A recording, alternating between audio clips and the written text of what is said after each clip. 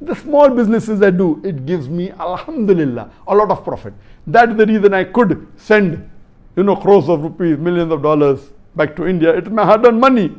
And majority of it, I give to charity. Alhamdulillah. And all the social media platforms, even Peace TV. The Peace TV was started, the company was started from our money, but it was waqf. If I want to commercialize Peace TV, imagine 200 million people watching.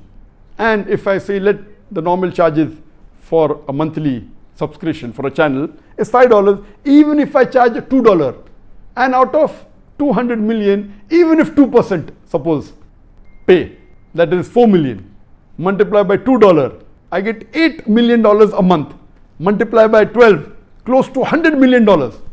And the cost is just a small portion of that. But what am I going to do with this money?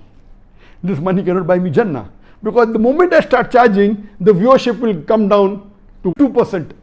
And now 25% of the viewership are non-Muslims on the Peace TV network.